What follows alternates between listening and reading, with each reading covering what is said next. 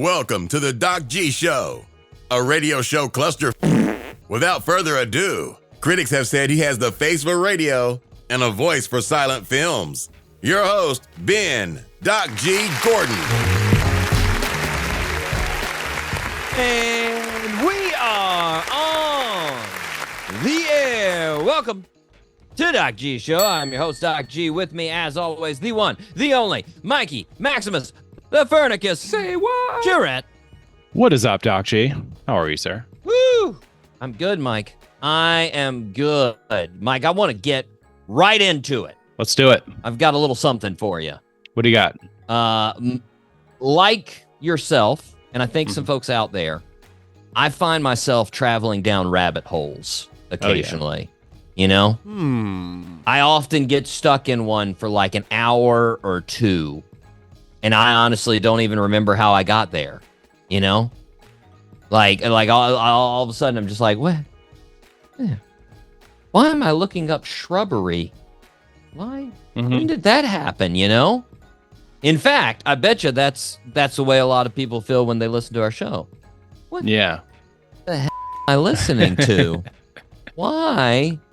And by the way, if you're one of those people, thank you for listening, guys. Thank you. Yeah, thank you. Thank you for continuing to go down this rabbit hole with us. This is the end, hopefully, of your rabbit hole. Now, I've got a very long one to go down here, Mike. This is a very long rabbit hole to go down. Listeners, get ready to go with me. I was looking for news articles, Mike, from the from the headlines. Yeah. And I came across an article reviewing something that caught my eye in Wisconsin. Mike, have you ever heard of supper clubs? No. Yeah. Now, some listeners may think they know what I'm talking about. There's a new supper club out there, this newfangled idea, where basically it's people trying to skirt around zoning regulations and health regulations for restaurants. So they basically just have a restaurant in their house, but they don't call it a restaurant. Lame. That's not what I'm talking about. That's people. That is not a supper club, okay? Interesting. No. What I'm talking about, Mike, is a real supper club. And basically all this is a restaurant with some lounge club flair.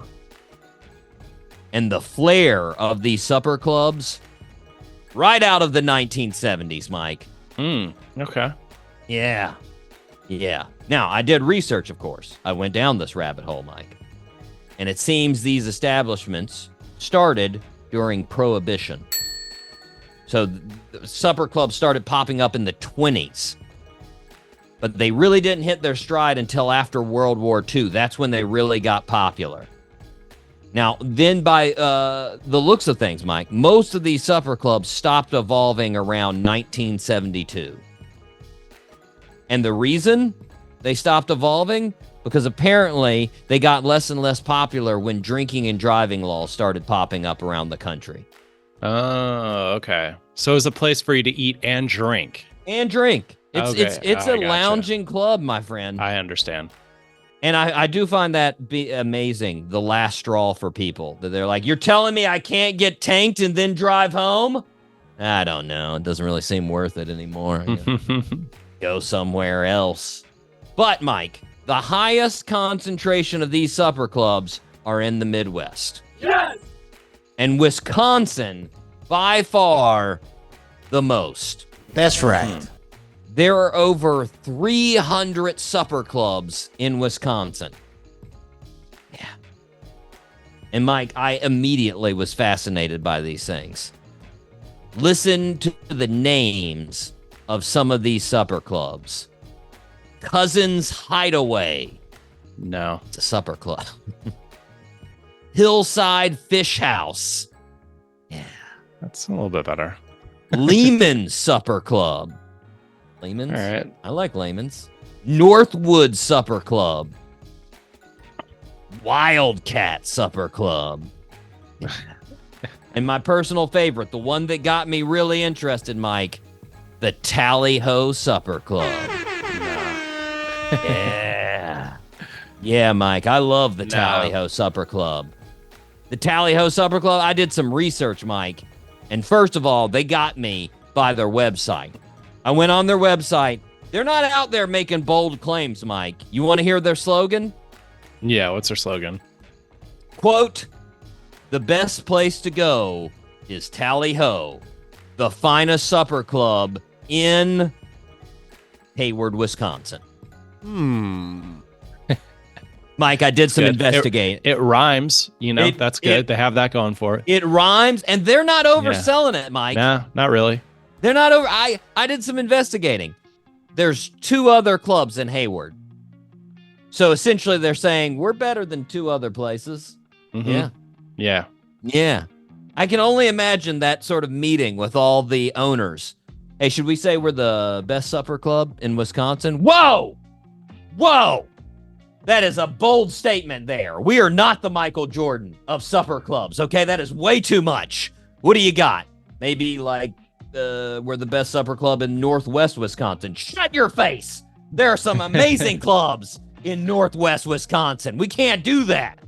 All right, how about Hayward?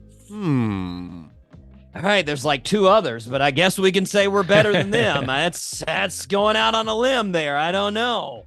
Like, it's just, I love it. They're just like, you know what? We're all right. Yeah. We're respectable.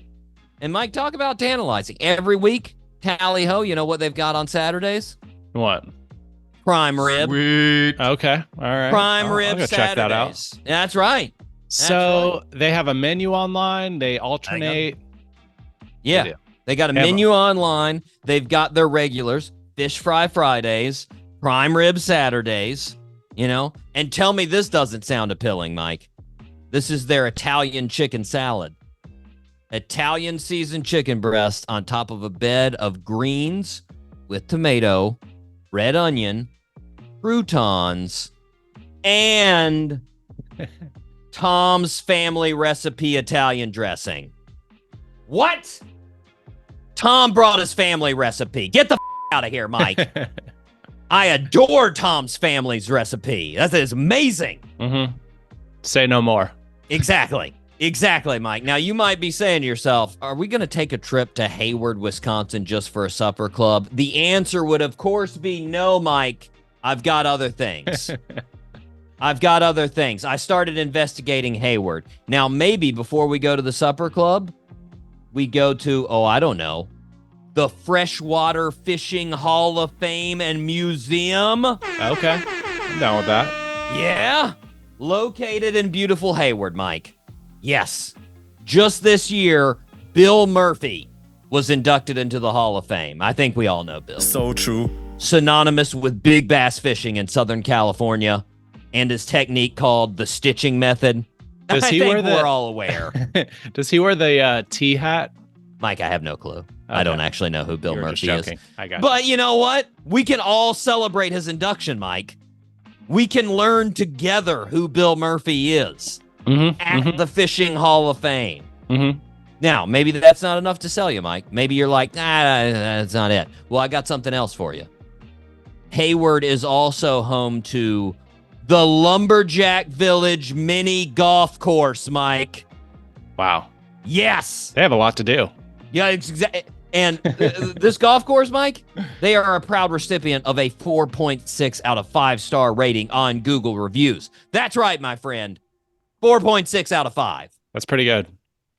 Here's a real review from Glenn Roloff. Quote, our most favorite mini golf in Hayward.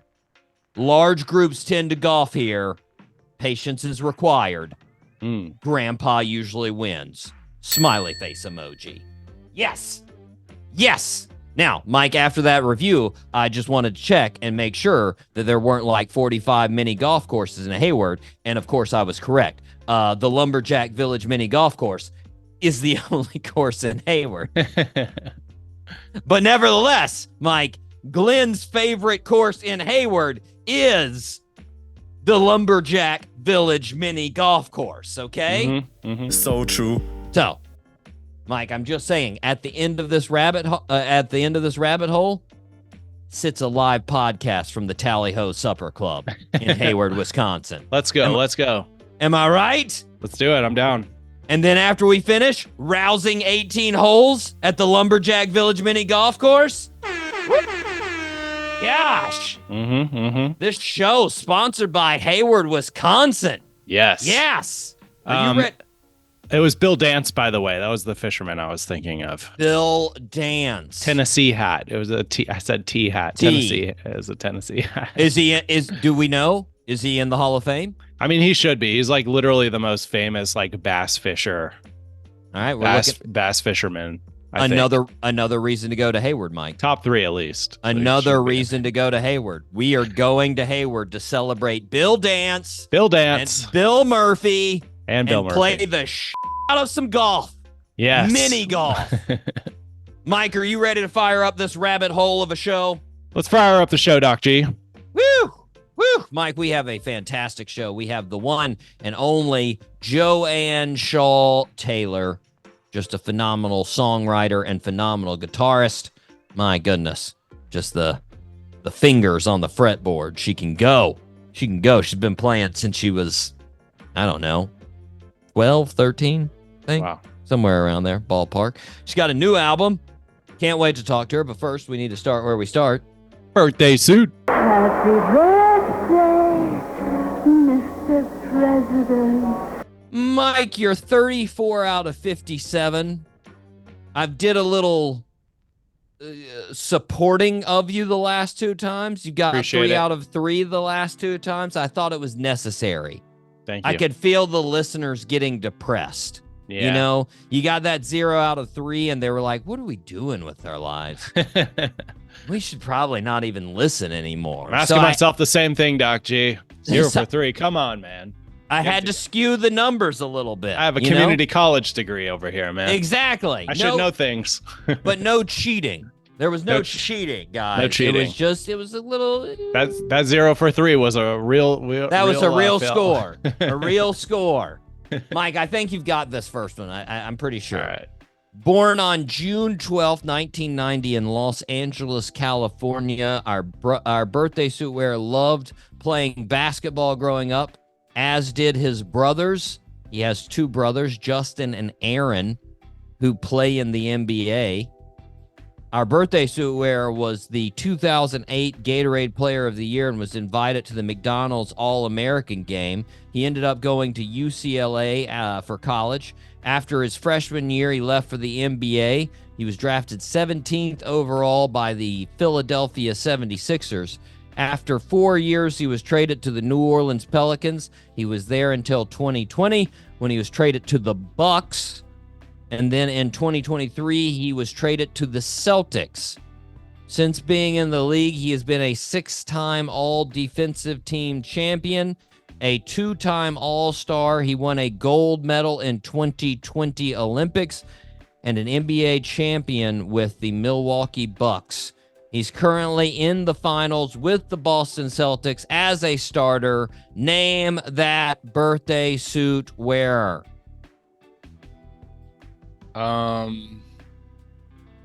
Here's a hint, Mike. His last name is what English folks call a vacation. I was gonna say Drew Holiday. There we go. Yeah, I was correct. I was stuck on the brothers. I didn't know he had 2 brothers in the NBA too.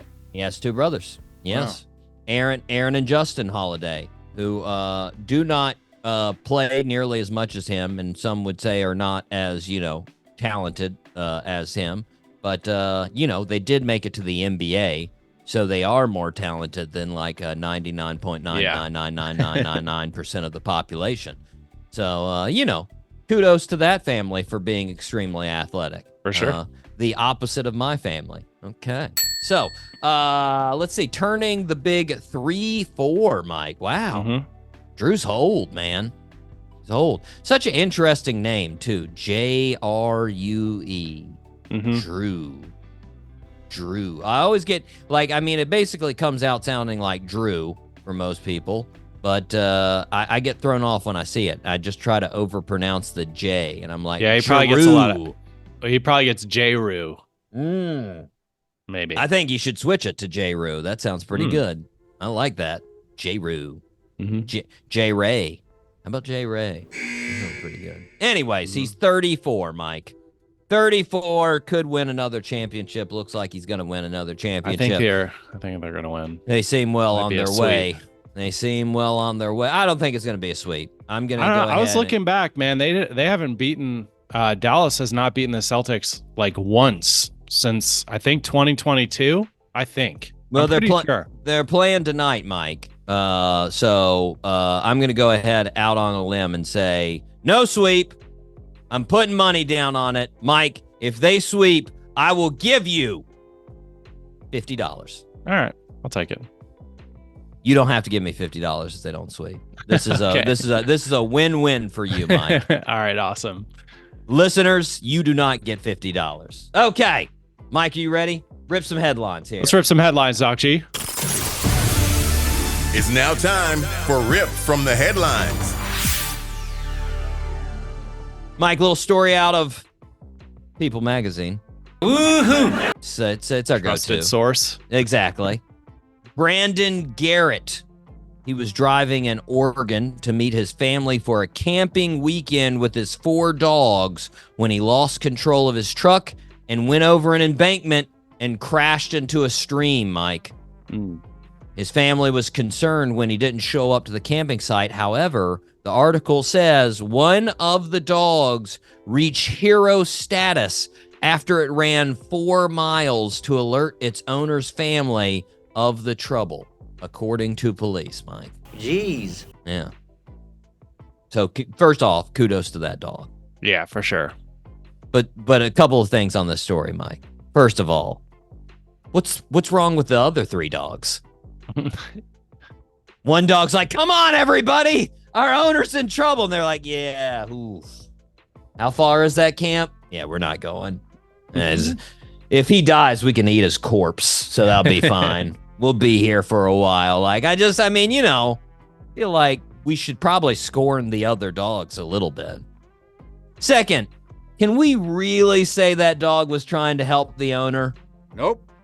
I mean, they were probably cooking hot dogs at the campsite, and the dog came running up like, "Hey, who's cooking weenies? Huh? Yeah. I want in." And then they were like, "What's wrong with Brandon?" He's like, "Oh, there's something. Oh, yeah, he's back there. But seriously, what are we doing with the hot dogs? Is anybody? No, it's like, I don't know. I don't think. What was the intro like? Did he go straight to the dogs? Exactly. Was he barking incessantly? Exactly. Did he have a note written out? Hey, Brandon's down in the ravine. Just wanted you guys to know. It's amazing my penmanship with this Paul. Can you believe it? Something like that. I don't know. Mike, here's 2 headlines on AI. Got 2 headlines. First headline's from Yahoo Finance. Quote, 50 funny things to ask ChatGPT and Google's AI bot. Those kooky AI responses, Mike. AI will say the darndest things. All right. Here's the other headline from Business Insider. I'm sure it will be as nice. Quote, why AI researcher predicts 99% chance AI ends humanity. I love that one. But we still get to ask ChatGPT funny things, right? Yes. Still an option before humanity ends, right? Ridiculous, Mike. There's a little bit of bipolar nature there. Yeah. So I'm going with the second one. You know my stance on it, Mike. You know it. I think we're going to have a problem when ChatGPT stops responding back to our questions. That's when it's like, don't want to. Oh, it's a real human now. Yeah. I had other things to do. You're a computer. You did not. That's a lie. Mike, Travis Barker, you know Travis. Blink 182, drummer. He got a new tattoo. Oh. Yeah. That statement's basically like saying an alcoholic got a new beer, but nonetheless, he did. Tried a new beer. He got a new tattoo. Yeah. He got the word family on the inside of his left arm. Oh, okay. Now, this is another People article, Mike. And they let us know that apparently he's taken some heat in the past about his tattoos on social media. Someone commented that his tattoos were ridiculous. And another person said, quote, when you get older, you're going to regret it. Older. The dude is 48, Mike. Let's be honest. If he's not regretting them now, I don't think there's going to be a regret stage. I don't think at like 75, Travis Barker's going to be like, I've decided to be a corporate accountant. But damn it, I've got all these tattoos. They're holding me back. If only. Like, come on. He's a drummer. He didn't get No way. Just wants to cover his body like a graffiti wall. That's he'll look the same for the rest of his life. He'll still shorts. 78. I mean, that's the positive of tattoos like that. They just blends all into background, you know? Yeah. Covers up wrinkles too. Oh. Glenn Powell, Mike. Glenn Powell is on one hot streak. You know Glenn. We talked about him. Movie after movie. Maverick. Anyone But You. Hitman. He's going to be in the new movie Twister. The new Twister movie. It's Mr. Hollywood right now. And he recently talked to Gayle King. And he told her this, quote, "If love comes and hits me in the face and knocks me over, I welcome it with open arms. Because that's something I really want." You know, it's like, even just being with my niece and nephew today, it's like, I really want kids, end quote. Word. First of all, Glenn, love came over and hit you in the face and knocked you over. That is assault. Love is not Will Smith, all right? No, it isn't. You need to report that to somebody. Now, I know, Mike, I could have chose somebody else for that joke, but guess what? I haven't forgot. Just because the new Bad Boys movie came out, I'm not gonna forget, okay? I'll never forget. Exactly. Never forget. No way. Second of all, Glenn, that's not what you really want. Come on, Glenn. You're talking crazy, man. Let me just ask you something. Who looks like they're having a better time in Hollywood? Leonardo DiCaprio or Ben Affleck? I'm just ask yourself that, Glenn. You play it right, they'll be making meme cakes based off of you in no time. You will be that status, Glenn. Yeah. Or you can be smoking a cigarette, pulling your hair out, thinking what you're going to do with your divorced house. You can do that too. Either one. Either one, Glenn. Your choice. Oh, man. It's looking bad. Speaking of, Mike, J-Lo. Yeah. J-Lo, big news in the movie department with J-Lo. Have you seen her new movie? Oh, no. Is it about her ex? No, this is Atlas, Mike. Oh, no, I haven't seen that. Atlas. It's on Netflix. It's not doing good in the review department. There's been some absolutely horrible reviews. IMDb gave it a 5.6 out of 10. Metacritic is 37%. And the Rotten Tomatoes score is 19%. Wow. Here's an actual review I came across on Reddit, Mike. Quote, "Just chanced on it. 1/3 through. J-Lo looks really good," in parentheses, especially for her age. "Everything else is so bad. It honestly feels like a bunch of college kids came up with the plot while high and put the movie together as a class project. J-Lo still can't act. CGI visuals are sci-fi channel level. The script is just so bad," end quote. Despite all this, Mike, how many views do you think it's had? How many people have watched Atlas? I don't know, 100 million maybe? Almost 70 million in 2 weeks. 70 million. 70 million, Mike. I got to be honest. I was wondering, this is a true thought. Do you think this is what is leading to J-Lo and Ben Affleck getting a divorce? No. But like Ben Affleck having to act like he thinks this movie is good. She's like, "What do you think?" And he's like, "Oh God, so horrible." He's got to tell her that's good. Like, that's insulting. He's won Guild Awards and Golden Globes. He's directed, he's acted, and he's got to tell her, like, "Yeah, that was Good piece of acting, babe. I mean, he's a good actor, so That's he's true. Like, you Hey, know, so that's pull one kinda, over on her. I gotta do don't the know. husband thing. The husband thing is to say, yeah, I can. It's a knife in his chest, though. It's a knife Yeah, in his chest. I mean, it's tough. It's tough. Oh, man. Mike, I've got a little headline from Business Insider. Quote, billionaires like Jeff Bezos and Mark Zuckerberg spend 6 figures a year maintaining their super yachts. Here's how. Word. And in the article, they go through the operating costs. They tell us what goes into these super yachts, Mike. They say owners should expect to pay about 10% of a yacht's new build price each year. So obviously that means if you've purchased a $30 million super yacht, you're paying around $30 million a year to keep it operational. What? $30 million a year? Yeah. 10%. Wow. 10%. Call me crazy, Mike, but I think penis surgery is cheaper. So true.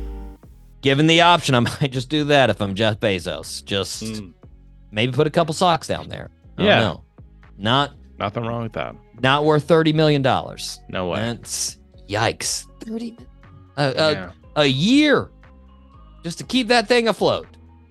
Yeah. Mike, scary moments out of LA. A dude named Alexander. I left his last name out of there. We don't need to include his last name. Alexander keeps showing up at Miley Cyrus's house uninvited with stuffed animals that apparently he wants to give Miley. Now, apparently he's already been arrested several times for trying to do this, and Miley already has a restraining order against this guy. This time he showed up around 8:30 p.m. Luckily, security saw him before he got close to the house. They detained him, and he was hauled off. Plus, Miley wasn't there, so it didn't really matter anyways. But they got him. Mike, I saw this story and thought, what do you think the odds are that this guy just wants to get a glimpse of the penis room? Just wants to see what all the hype is about, you know? You're not familiar. If you did not listen to that show, Miley claims that she has a room that's dedicated to penises. So that's really weird. I would like to see that room. I just want to see it. I just want to see how dedicated is it, you know? What are we talking about? Their pottery? Yeah. Is there ornaments? Memorabilia? Memorabilia? Famous penises? What are we talking about? You know? I just want to know, Mike. Like a whale? Like an example of a whale penis? Wow, those are huge. I don't know if you've ever seen one of those, Mike, but they Massive. are. I mean, you know, makes sense. Whales are pretty big. Mike, this headline from the LA Times got me. A little phrasing here. Quote, Alan Jackson says he's hanging it up full time right after one last country music tour. They have to add country music in that title? Couldn't they just said after one last tour? I don't know. It's not like we thought we were like one last stand-up comedy tour. Wait, what? Alan Jackson, is he reviving the blue collar comedy tour? Yes. Give it to me. No, it's country music. That's what he does. He's Alan Jackson. I think, you know, could have just said one last tour, but you know, whatever. Music tour. Music, maybe just general music. Maybe that. Some of the younger folks may not know Alan Jackson. They've just got a bio beside it. This is the dude. This is when he played. Oh, okay. And in case you're wondering how you got here, this is what's called a newspaper. Oh, yeah. Interesting. Mike, I got a headline from Health Digest. Quote, can you die from a panic attack? What the science says. Jeez. What a great headline for someone who's having a panic attack and Googling what to do, Mike. Oh, God, I just gotta, oh, Jesus, I can die from this? No. Oh, I can just see somebody's heart exploding when they see that headline. Fantastic. Mike, Interesting story of this past week from Ricky Rose. Yeah, Rick Ross. He went on Instagram to let folks know that he had applied for an official zoo license in order to get 2 elephants and 2 giraffes. Say what? He's getting bored. Don't worry, Mike. It sounds like he's totally ready. Yeah. He told Instagram, quote, "It takes time, but guess what I'm buying right now? 2 giraffes. You're going to have to climb up somewhere real tall to feed them things." Mike, at first I was hesitant. I was like, I don't know if Rick can handle this. But after hearing that, I have no more concerns. No more. Hey, Rick, I think the giraffes are coming in tomorrow. We ready? Yeah, I got a ladder. We're good. That's it? Yeah. Yeah, we should. That's all, right? To get up there, that's all we need. That's it. I think we're solid. And then the elephants, you don't need a ladder. They just use their trunks. They can reach down. They're good. They get a little snuffleupagus. They're good. That's fine. Mike, we got a headline from the Daily Meal. Quote, 10 mistakes everyone makes with blueberries. Huh? I'll be honest, Mike, until this article, I didn't even know it was possible to make 10 mistakes with blueberries. No, I didn't. I thought there were 2. Buy them, eat them. I thought that was... That's all I got with blueberries, man. But apparently, there's 10. I didn't look into them, honestly. It's too much for me. Don't put them on pizza. It's the worst. People make this mistake every time. Constantly. You know what? Pineapple, I hear it's good. How about blueberries? Let's try confuse. it. Let's try it. Mike, headline from Business Insider. Quote, "My 5-year-old could identify a butterfly's life cycle, but not a nickel. It was my wake-up call to start teaching him about money." End quote. Word. Yeah. What a wake-up call, Mike. We all know those crucial moments in a 5-year-old life where they need to know the intricacies of finance. Am I right? Yes. God forbid your kid learn something about the world around them and not be troubled by the fact that they're going to need money for the rest of their effing life. By all means, let's make this kid a money-grubbing whore like the rest of us, please. Yes. Woo! Gosh. I saw this and I wanted to punch this parent in the face. Good Lord. Yeah, it really takes a long time to learn what a nickel is. Yeah, it's 5 cents. Oh, okay, got it. Yeah, it's not worth anything. Who else is using a nickel? This is ridiculous, Mike. Mike, we are going to take a break. We are going to hear from our guest. This is none other than Joanne Taylor Shaw right here on the Doc G Show.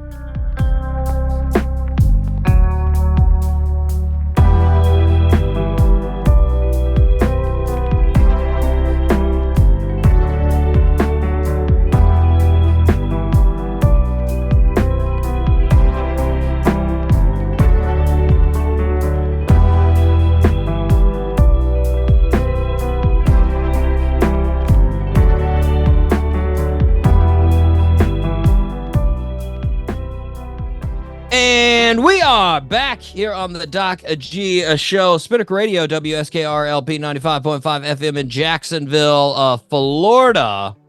Mike, what do the listeners need to do?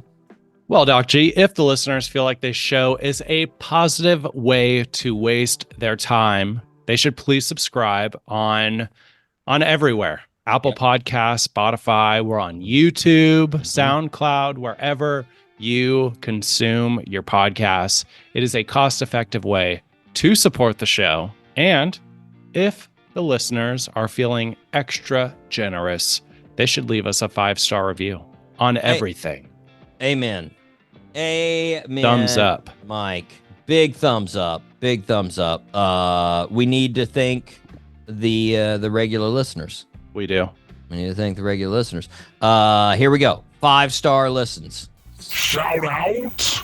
Shout out Jacksonville, Florida, Columbia, South Carolina, Radford, Virginia, Gainesville, Florida, Frankfurt, Germany, Anoka, Minnesota, Ashburn, Virginia, Piracai, Brazil, San Diego, California, Dublin, Ireland, Boardman, Oregon, Genoa, Italy, Richards, Texas, Barcelona, Spain, Winfield, West Virginia, Biloxi, Mississippi, Tulsa, Oklahoma, Peoria, Illinois, Katy, Texas, Toms River, New Jersey, Olive Branch, Mississippi, Asheville, North Carolina, Los Angeles, California, Spartanburg, South Carolina, Athens, Georgia, Baton Rouge, Louisiana, Chicago, Illinois, Boynton, Virginia, Fort Lauderdale, Florida, and Columbus, Ohio. Yes. One breath, Mike. One breath. I had to push that Columbus, Ohio like I was dying, but I got it. Got it. You did it. I feel accomplished. I got a little sweat on my forearms from that. That was tough. It happens. It's tough. Mike, 4-star listens. We got some interesting ones here. Queen City, Charlotte, North Carolina. Shout out to the Queen City. Manhattan, New York. Good amount of listens from old New York there. Shout out to you guys. It might have been our review of New York comedy clubs. People were looking for it. They had to see where they should go. London, UK. Shout out to London. Jersey City, New Jersey. Boulder, Colorado. Shout out to you guys. Cleveland, Ohio. Lancaster, South Carolina. Jupiter, Florida. Baltimore, Maryland. Miami, Florida. Salt Lake City. Hamilton, Australia. Stevens Point, Wisconsin. Mike, I looked it up. That's a couple hours away from Hayward. Yeah, okay. You're looking a little southeast of Hayward. So, Stevens Point, if you keep listening, we may just drive through Stevens Point on our way to Hayward, Mm-hmm. I didn't see any amazing mini golf clubs in Stevens Point. So if you guys pointed us out that you have an amazing mini golf course and an amazing supper club, we may stop in Stevens Point too. It may be worth it. But regardless, shout out to you guys. Shout out to San Jose, California. Lastly, shout out to San Antonio, Tejas. Mm-hmm. Mike, got a real minor thing for the old Previously on the Doc G Show. Previously on the Doc G Show. Real minor thing. What do we got? Tell you. We were thinking last week of where Hook topped your list on the Mike C Top 3, and I said it was pirate movies. Dumb. That's not a topic we've done, Mike. Oh, come on. I realized. Top Disney movies. Disney movies. And I want to say my number one was Pirates of the Caribbean, so we did have 2 pirate movies, but that's where it was. So there you go, listeners. If you were confused and you wanted to go back and you were like, I wonder what their favorite top 3 pirate movies are. That never happened. Don't try it. Okay? Don't try it. But you can look up our favorite Disney movies. I want to say that was like a year ago. That's a little bit ago. Mm-hmm.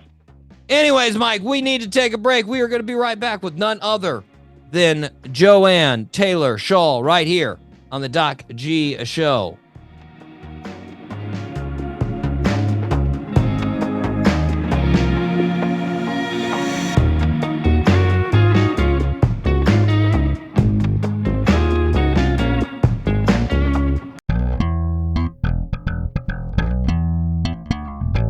The Doc G Show. Because sometimes you need something playing in the background. Every Wednesday at 7 p.m. on 99.5 FM, Spinnaker. This is 95.5 Spinnaker Radio. WSKR-LP-FM, UNF Jacksonville.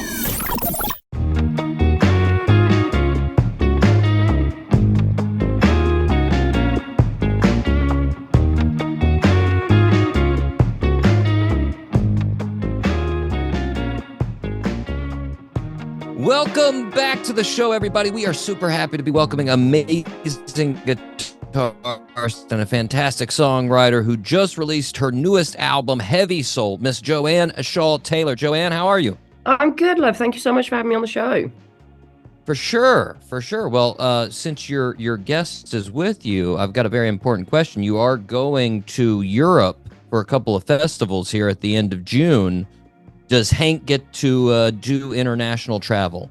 He does. He's not coming on that run because I'm only going over for a week. He came over with me in February because we were over there for 2 months. So, but it's a lot to put him through, so I don't like to put him through it unless I really have to. So he's going to go hang out with his girlfriend, Sadie, who is my best friend's dog. Nice. And not since I'm gone, and then I'll be back. Nice. For the listeners that are not watching, Hank is Joanne's dog, a Dachshund there. He seems to fantastic. He identifies as a psychopathic sausage, and he does live up to that name. But yeah, he's a very good boy.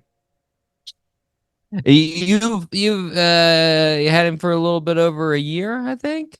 Yeah, I got him last April. So he's he's fantastic. I've always wanted a dog, and I finally just thought, why don't I just get a small one? Because obviously big dogs are a pretty much no-go on a tour bus. But I decided to bite the bullet. And I met him and fell in love. And now I carry around a mini sausage dog with me always. But Hank seems like he's become quite, he has grown to an essential part of the life in a very short amount of time. I didn't realize how much the fans were going to love Hank. I mean, everyone loves a dog, but I didn't realize quite how much. He doesn't feel the same. He runs on stage. He gets at the end of the night and is very happy to see me and then barks at the audience. Like, who are you? Why are you here? Why is my mom busy entertaining you and not playing with me? So yeah, he's not a massive fan of the audience at the moment. He doesn't carry your essential love of music as well. No, he does like the venues. He likes sniffing the stage and meeting all the stage crew and stuff, but that's about where his interest in touring ends, I'm afraid. Well, I mean, talking about the other essential part, the music, you are, it's been part of your life for, basically all of it. You got into guitar around when you were 8, and correct. I hear it was classical guitar at first, right? Yeah, we were offered classical lessons from 8 at school, so I started doing that, and then I was about 13 when I made the jump to electric. Now, was it love at first sight with the classical guitar, or was that more mandatory? I think it was just a route into playing guitar. I remember my dad played guitar, and he took my brother out one day to get Ben his first guitar, and I remember being obsessed with it from the get-go and just thinking it was something I was meant to do. And so when the option of lessons came up at school, I sort of asked if I could do it, which my parents were very, very supportive. So yeah, from the get-go, I just was obsessed with the guitar, to be honest. Nice. Now, like you said, it was like 13 with the electric guitar, and that's around, you do the math, it's around the time of artists like Korn and Foo Fighters and Blink-182 and System of a Down.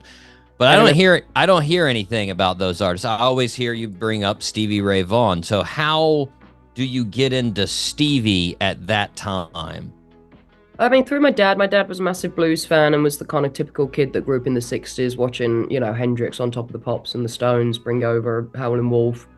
And it was because of the classical guitar, which I loved playing guitar, but I just found it so disciplined. And I was playing for the Birmingham Youth Ensemble, which was fantastic, But for me personally, when I saw Stevie Ray Vaughan and then especially Albert Collins, if you watch Albert Collins play guitar, you would never recommend that guitar technique to anyone learning guitar. It's just bizarre. For those listening who don't know, he played with his thumb and his finger. He had a cape on like the 8th fret. He tuned to like C minor or something bizarre. But it worked, and it was that sort of, it gave me that idea of, being able to play guitar, but there's less rules, as long as you use it to really put your personality into it, there were kind of, less rules. So I just sort of fell in love with that side of it. Nice. How many hours do you think you spent trying to play like Stevie in that first year or 2 years? Oh, I was doing a good 8 to 10 hours a day, I bet, from the minute I woke up. Whew. And at some point I stopped going to school, which you're not meant to do. Don't do that, kids. Stay in school. It is crucial for most people, yeah. very good. Yeah, I mean, in all fairness to myself, I wanted to be a professional blues musician, and I realised that really wasn't on the agenda at school. In a small English village, it wasn't on the criteria, so I had to take matters into my own hands. Not right up there with English and math. No. Well, now I did see this is a little off subject, but at the same time, I saw this. You posted this on Instagram when Matthew Perry passed away. That you were actually also pretty regular on the show Friends at the time. I'm a big Friends fan. I think that's what actually started my obsession with wanting to live in the States, to be honest, was watching Friends. I'm not joking, it was like an 11-year-old. Nice. Didn't quite make it to New York. Didn't have the budget for New York when I first came over. But no, I still love Friends and was heartbroken when he passed. I thought he tried so hard, bless him, to beat the awful that is addiction. And, and God bless him, he tried to help a lot of people, and I think he succeeded. Yeah. Well, let's be honest. Most people couldn't afford their actual apartment in New York, regardless. I don't think they could. No, definitely not. Definitely not. What's the favorite season of Friends? Ooh, I like it around. I think the first season's actually my least favorite. I like the seasons where they start to figure out Monica's story arc, because she's like a bit player in the beginning, and when they figure out his OCD, and she's basically my mother. My mother is Monica. Like, she would wait in the middle of the night till you'd all gone to bed to go put back the furniture to look a certain way. So yeah, I think some of the later seasons, and when you get into now, I'm really fangirling. Like when the joke becomes about Ross having so many wives. Yes. I 6 is my favorite. I go 6 is my favorite season. It's because it's like you said. It's reached that point. They all know their characters, but they haven't got to the point that they're like, it gets a little ridiculous, and 9, 10 gets a little out there. But yeah. Such a good show. I love Matthew Perry too. So funny. Even as all of his movies had so many good movies as well. Yeah, I went back and watched quite a few when he passed away. Whole 9 Yards and all that kind of stuff. I mean, now I can't remember he had one right before Chris Farley died that they were adventurers. It's not Almost Famous, because that's obviously a movie with Kate Hudson, but it's something. It's almost Heroes. That's it. Okay, I haven't seen that one. That's my homework. Go watch that movie. I mean, 2 of the best comedy guys out there with Chris Farley and Matthew Perry. I highly recommend his book, by the way. Matthew Perry's autobiography is very, very good. Yeah, for sure. Well, now back to the music. There, you had about 3 years of playing electric guitar, getting immersed in that blues guitar before Dave Stewart saw you playing. And you're 16. This rock star invites you out to tour. What was the feeling? Because I know at that age, if I were 16 and I had some kind of accomplishment like that, I would have thought I was the coolest effing thing ever. I would have been like, my ego would have been somewhere crazy. Did you get ego when that happened? I don't think I did. No, I think I've always, it sounds egotistical to say it, so maybe I am, but I don't think I've ever had that much of an ego. I think I've been fortunate enough, and I'm sure that comes from my lovely parents, that I think to do this, you do have to have a lot of self-confidence that you can do it, that you believe in yourself, because it's not an easy industry to be in. But I don't ever have thought I'm better than someone else. And I think probably a large part of that comes from being with Dave. If you're around Dave Stewart and Annie Lennox and they don't have egos, what business do I have having one? And then combine that with the fact that, again, I was 15, 16 and just so naive that it was like, oh, well, this is better than being in school. I was a bit of a tiny idiot, to be honest, more than anything. Let's be honest. Most 16-year-olds are. Yeah, 15-year-old girls are a hoot. Highly recommend it. Well, now, I've heard you say a couple of times that Dave told you at one point, he said, it doesn't matter how good the guitar solo is. If it's in a bad song, nobody's going to hear it.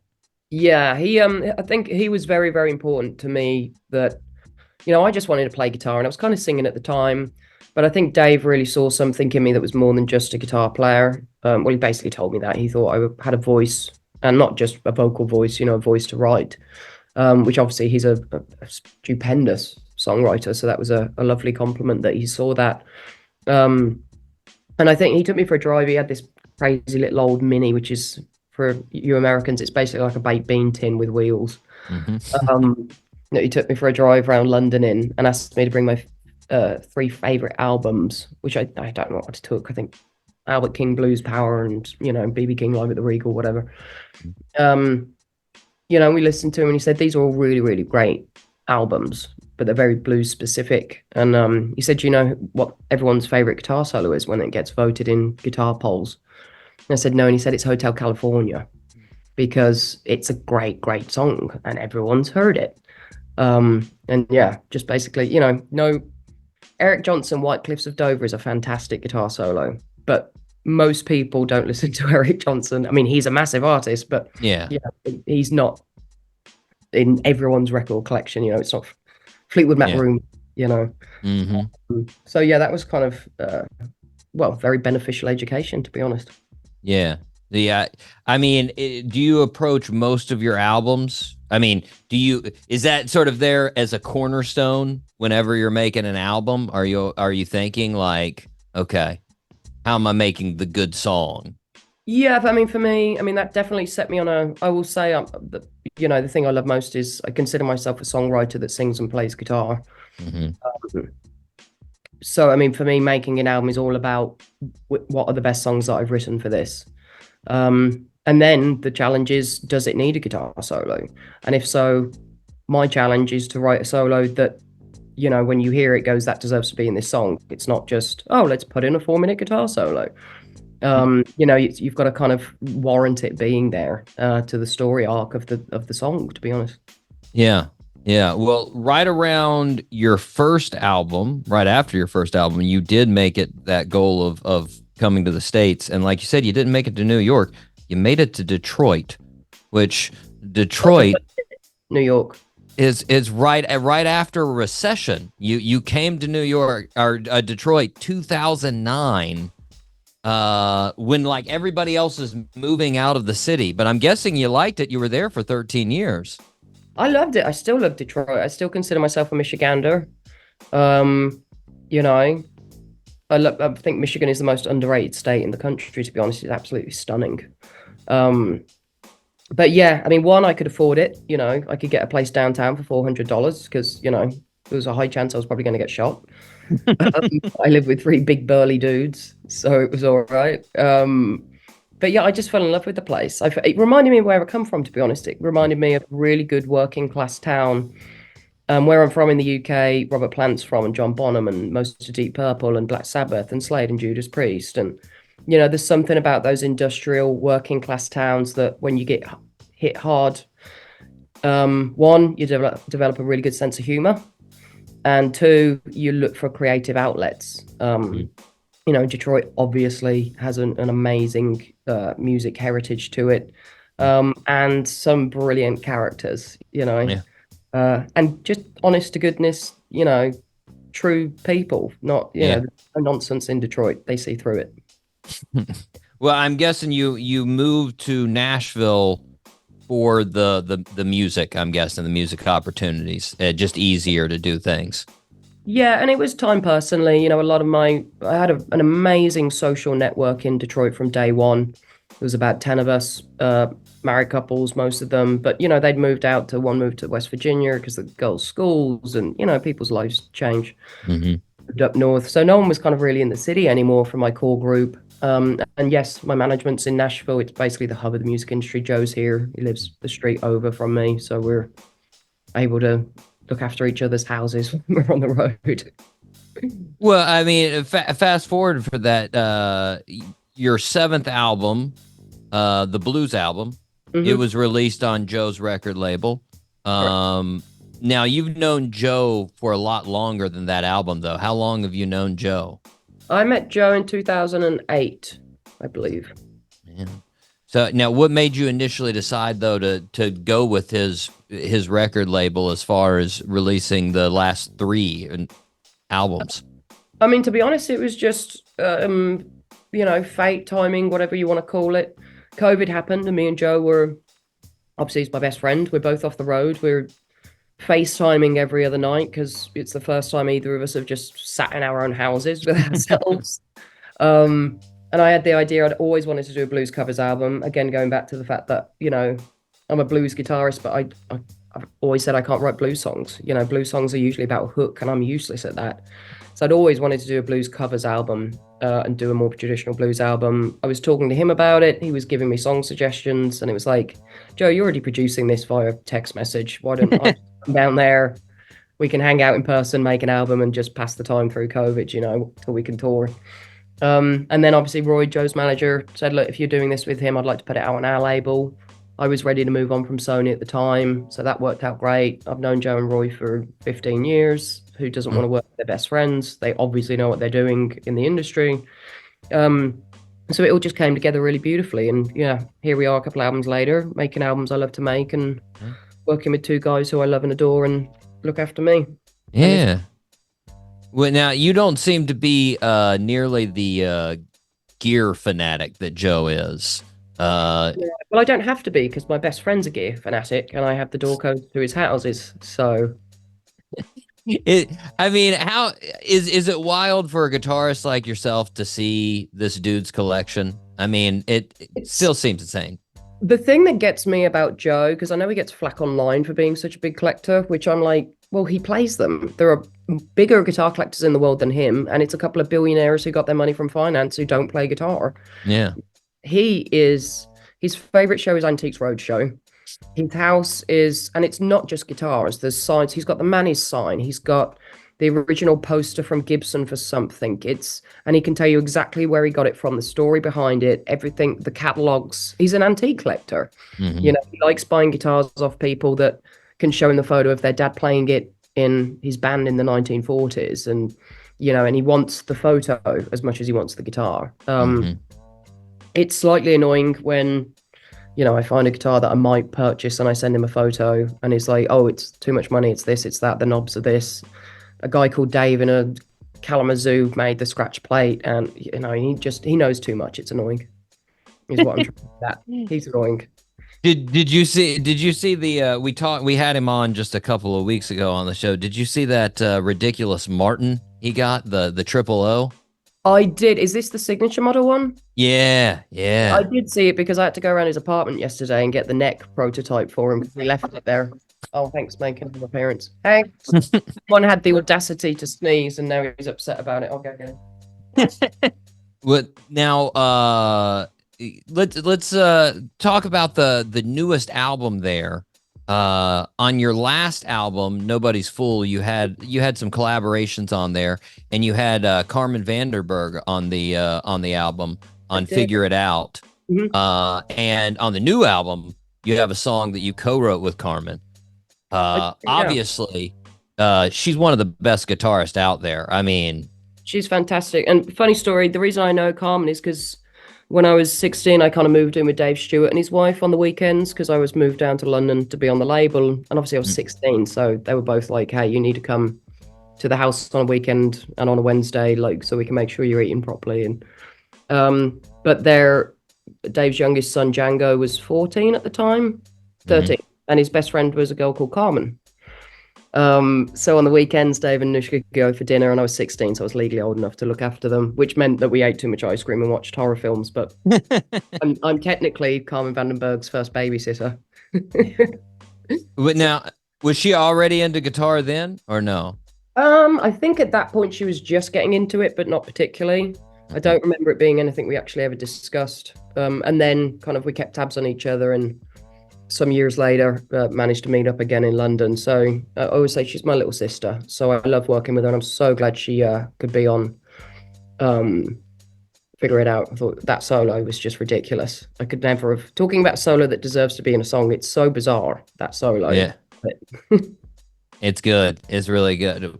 Well, how is she like? I mean, you obviously seem to like writing with her. How is she as a songwriter? She's brilliant. And she's also very different to me. She thinks very differently. She comes from a very different. I mean, we both have enough in common as guitar fans. We both love Albert Collins, but obviously she's been in, with her band Bones, a very different genre. She gave me a great line for A Good Goodbye called, we wrote a symphony of misery, which I absolutely love. What now? Your the new album, you actually went back with a producer you'd used before, Kevin Shirley. On the album Wild, Kevin was the producer. So I'm guessing, is it a nice experience to come back to somebody like that again? Yeah, I mean, it was always the plan to work with Kevin again for the album after Wild, but it just took too long signing from Sony to kind of make it happen. It was just one of those, one things I learned is that entertainment lawyers take a lot of holidays and contracts don't get done very quickly. And then obviously he moved to Sydney. I started working with Joe because of COVID. And then obviously when the world opened up, it was no longer viable for me to use Joe, given he was touring again. And it's hard enough to meet him for a glass of wine, let alone 2 weeks for an album. And Kevin was in town and we had dinner and I was like, hey, it seems like things are finally working out that we could work together again. And fortunately he could do it. So, it came around finally. Nice. Well, now I asked this question with a lot of artists with new albums. I know, you can't choose a favorite song because they're all your favorite songs. But if I told you I only have time for one song and I need the song that sort of encapsulates the album for you, what would you say? And also, that's nonsense, by the way. Everyone says they don't have a favorite child, and they do. Sweet Little Lies, probably, or Wild Love. I like it. Well, Joanne, I don't want to take up any more of your time. I want to thank you for coming on the show today. Thank you for having me. I'm sorry my dog's a pain. Oh, no worries. Hank's a pleasure. Listeners, make sure you check out the album Heavy Soul. Right now, we're going to hear Change of Heart right here on the Doc G Show.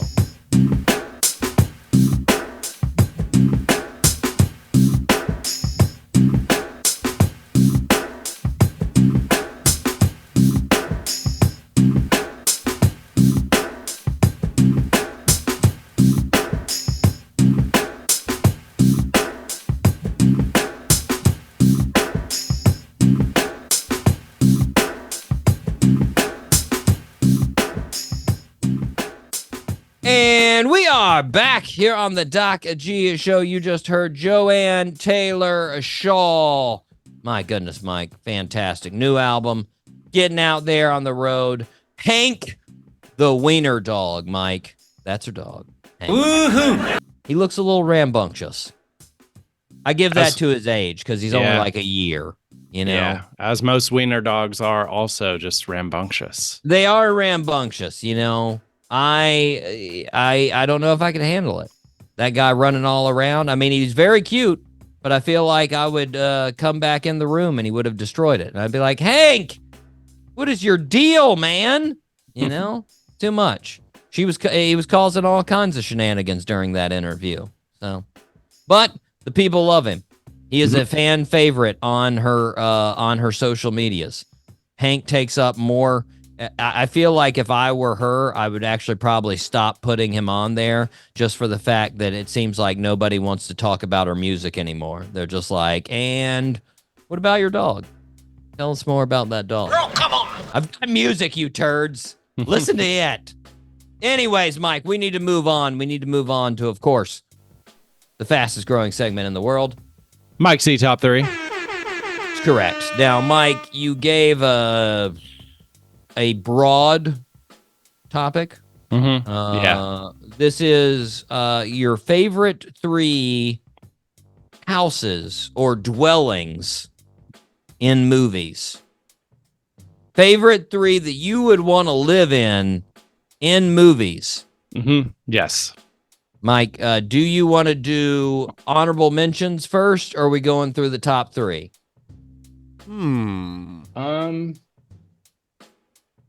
I have one honorable mention. Okay, I've got 15. And I don't maybe we should do those after. Just because there's not a lot of there's a lot of good movie houses, but there's a ton. There are a ton. The more I looked It's actually into hard it, for the me. more I was like, Jesus, I want to live in all of these. They're way better than my house. Gosh. Okay, we'll do the top 3 then. First, my number 3, Scarface house. Sweet. That's a good one. Just a perfect, I mean, now, fun fact, and I'm sure a lot of listeners know this, that house wasn't actually in Miami. That house is in Southern California. But they tried to make it look like Miami, and I imagine that it is in Miami every time I watch it, and I'm just like, look at that. Got your giant mansion. It's opulent. It's got amazing outdoor pool with fountains. You've got your tigers out in the yard. Oh, woohoo! Yeah. Scarface. You actually, it was on the market just a couple of months ago, Mike. The actual house in California. Oh, really? Yeah, so you could have bought it. Nice. I want to say it was like 25 million or something like that. I might be making that up, but it was fairly pricey. Anywho, Mike, what's your number 3? Have you ever seen the movie Blank Check? Blank Check. I've heard of it. Okay, so this kid buys a house, like he writes a check for $1 million. Mm-hmm. A blank check. Mm-hmm. Some guy gives him a check. He gets into like a little accident, and the guy's like, all right, just write a check for however much you need to fix your bike. Mm-hmm. And then the kid on his computer photoshops $1 million onto this check, and he buys a house. That house is really, really cool. Even though that house in real life would probably be like $7 million. Well, you got, I mean, inflation, Mike. Inflation, I mean, 1990s. yeah. 1990s. I mean, actually, it was probably back then, it was like $400,000 house, you know? Maybe. Well, it was nice. It had a slide. It was a castle. That's all it took for Mike. It had a slide. It's amazing. Oh, man. Yeah, I mean, pretty much, firehouse type situation going down to the, it was a pretty cool little house. Yeah, blank check house. Oh, I thought of another one for honorable mention. I'm going to go ahead and put this one on my honorable mention. I thought when you said that was a pretty cool house, it put it in my mind. But right. I looked it up, Mike. $40 million for the Scarface house if you want it. So all right. Cheap $40 millioner. Okay.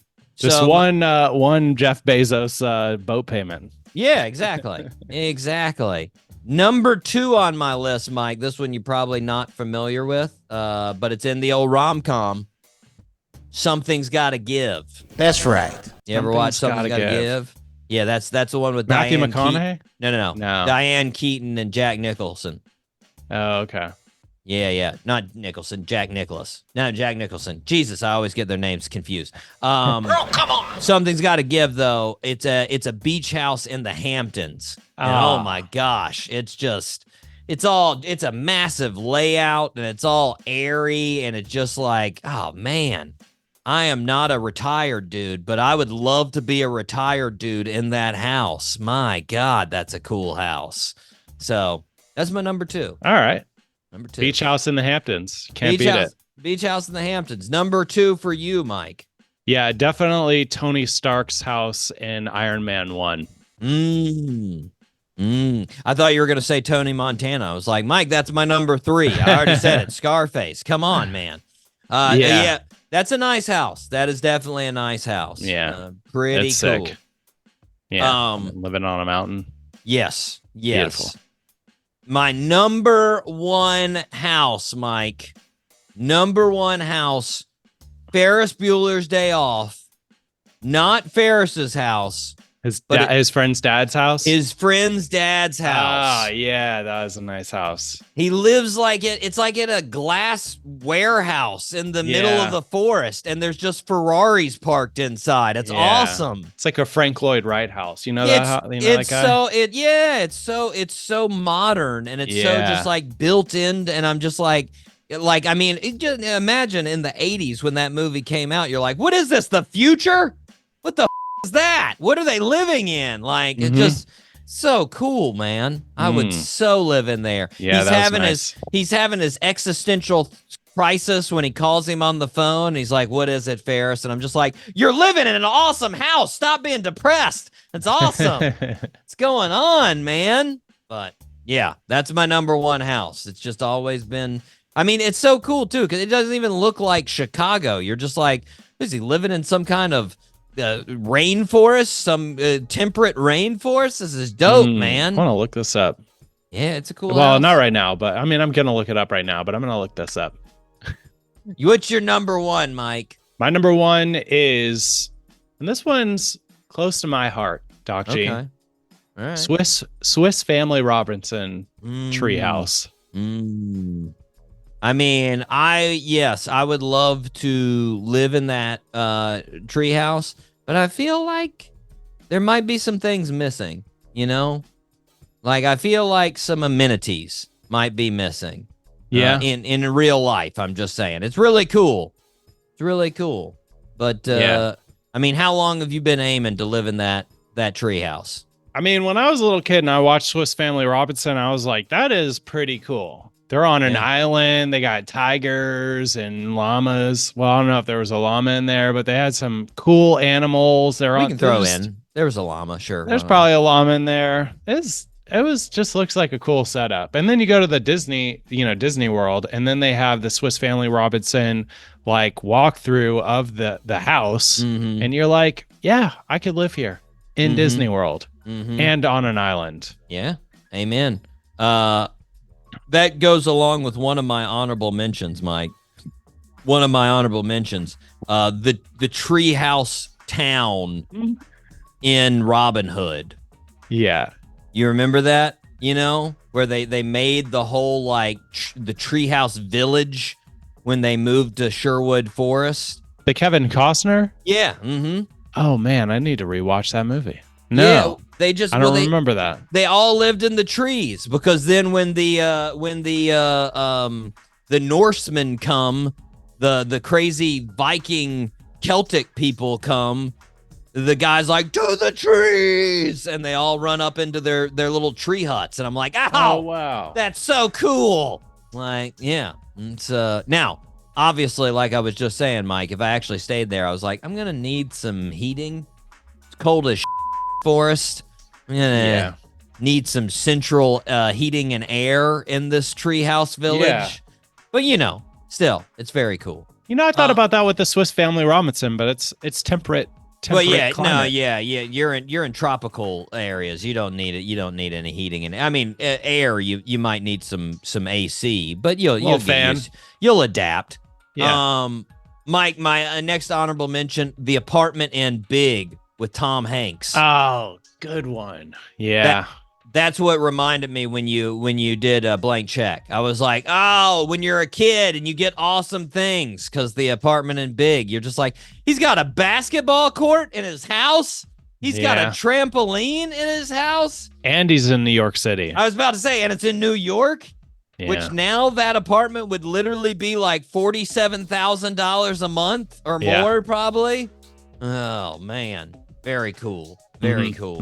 Another one, Weekend at Bernie's House.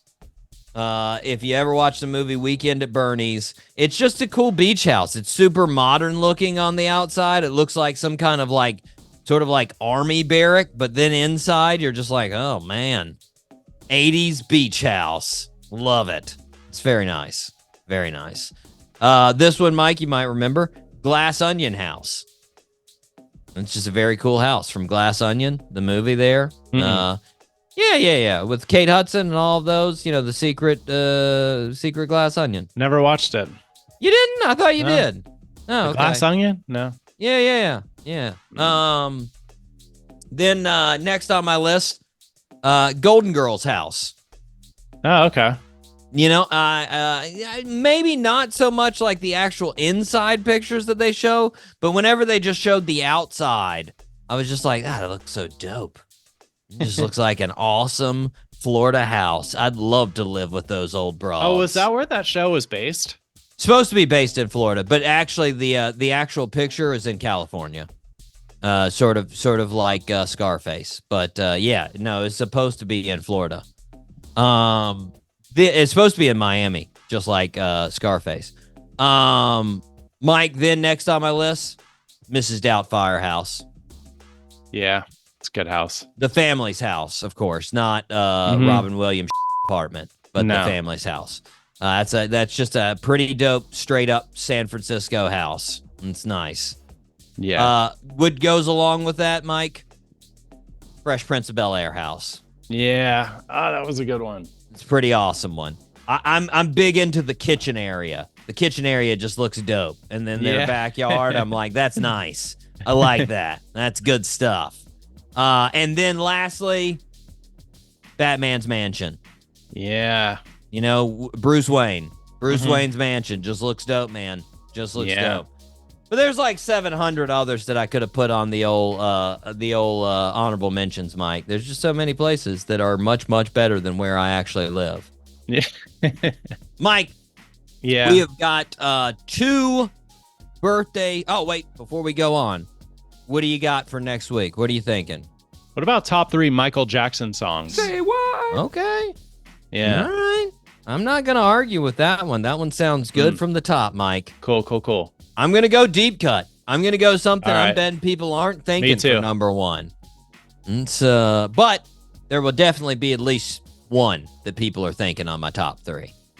But I'm going deep cut on one. At least one. Maybe more. Cool. Okay, top 3 MJ songs. Michael Jackson songs. Mm-hmm. You can go with Thriller, folks. You can go with Bad. You can go with Man in the Mirror. You can go Do You Remember? Do you remember? Oh, that was a good jam. That was, Yeah, it was. that's a very my childhood jam. A couple of those are a little bit before, like Thriller's before. My brother remembers Thriller. I don't really remember Thriller at all. Like, you know, I mean, like when it was really popping. Yeah. But yeah. Do you remember? I remember the video, everything. I remember him dancing around with Magic Johnson in that video, and I was like, oh, that's Magic so Johnson? cool. Yeah, that Who's guy in has that? HIV. Awesome. You know, like, not that he has HIV. That's not awesome. Nope. That he's in the video. That's awesome. Anywho, Mike, Magic Johnson. Has Michael, HIV. that's the synopsis. No, Michael Jackson, top 3. That's what we're going with next week. Mike, we have 2 birthday suits left. I have 1 historical figure and 1 basketball player. The basketball player, little bit more of a role player in the NBA, so I'm a little concerned. And he's not current. He was a role player like 10 years ago. Okay. Who do you want to go with first, basketball or historic figure? Let's go with historic figure. Okay, this one may be embarrassing if you don't get this one, Mike. I know you're going to know who it is. Don't know if I think you could pull the name. I'm pretty confident. We'll see. Born on June 12, 1929 in the Prussian Republic. Our birthday suit wearer spent most of her life around Amsterdam. She was 4.5 when her family moved to Amsterdam because of Adolf Hitler taking over Germany. In 1942, her family went into hiding from fear of persecution because they were Jewish. The family lived in hiding until they were found by the Gestapo in 1944. While in hiding, our birthday suit wearer wrote a diary. She aspired to be a journalist. Sadly, she was killed in a Nazi concentration camp. The only family member to survive was her father. After the war, his secretaries told him they had kept her diary. He decided to have it published. Titled The Diary of a Young Girl. It became an international success and told the atrocities of war through the eyes of a girl. At the end of the 20th century in 1999, Time magazine named her one of the 100 most important people of the century. Name that birthday suit wearer. And Frank. Yeah! Nice job, Mike. Way to come up with that historical figure. I'm proud of it. That's Yeah, good that'd be stuff. pretty embarrassing. Now I'm just trying to think of her dad's name. Otto. Otto Frank. That's right. Yeah, Otto Frank. Otto Frank. Yeah, man. Sad, such a sad story, man. Yeah, it is. Every time, like I was writing up that thing, and I got down a little bit of rabbit hole there, and I was just like, people are so horrible. So it's just so bad. So bad, man. Atrocities, regardless. If you haven't read it, go read it.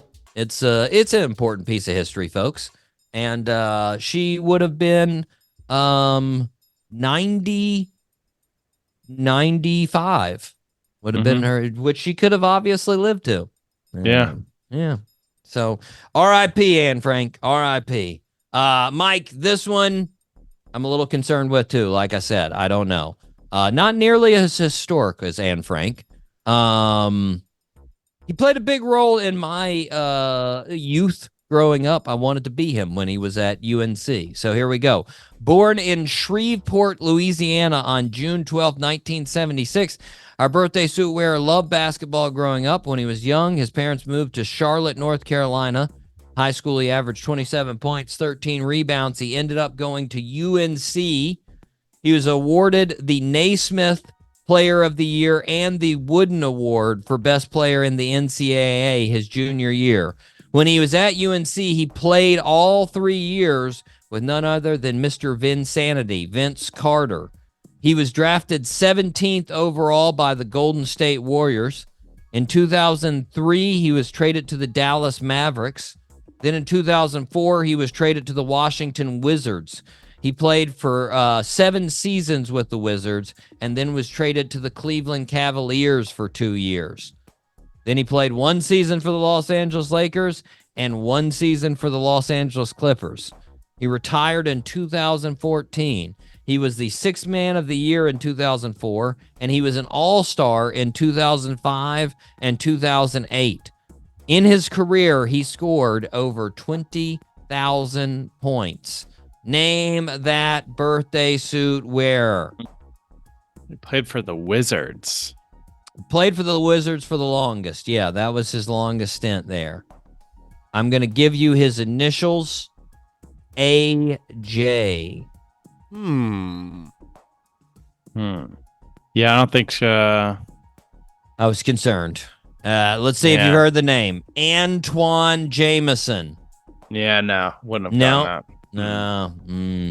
Man, I loved Antoine when he was playing with Vince. And the crazy part, Mike, because I used to be a UNC fan back in the day. The crazy part is, they had Jerry Stackhouse and Rasheed Wallace on the team before them, which, Rasheed was an amazing player in the NBA, and Jerry Stackhouse was pretty dang good too. They could have had all 4 of those guys on the team at once because Rasheed Wallace and Jerry Stackhouse left early for the NBA. They would have had those 4, essentially 4 really, really good players in the NBA on one team. They would have so dominated that year if all 4 of those guys were playing. But sadly, Stackhouse and Rasheed Wallace went to the NBA, and rest is history. But Antoine Jameson was an absolute baller. Most people considered him better than Vince Carter when he was in college. He was sort of the lead guy on UNC when they were there. But, and he had a really amazing career. He scored 20,000 points. It just he wasn't an all-star every year. He was all-star twice. Pretty impressive. And he played, 14 seasons in the NBA. Pretty wild. Yeah, it's a long time. Yeah, man. Anyways, happy birthday to Antoine Jameson. Happy birthday to Anne Frank. And lastly, of course, happy birthday to, who was our first one, Mike? Drew Holiday. Happy birthday to Drew. Yeah. Good luck tonight, sir. Good luck on that game. We'll see. If you lose, I don't have to give Mike $50. And I guess I think you're going to lose on your birthday. No offense, but I think it's going to happen. Anyways, Mike, we need to wrap it up for this week. I have been your host, Doc G. With me, as always, the one, the only, Mikey Maximus, the Fernicus, Charette. Always a pleasure, Doc G. Thank you so much for having me. And until next week, zip it up and zip it out. Zippity-doo-dah. Almost forgot. Almost forgot there.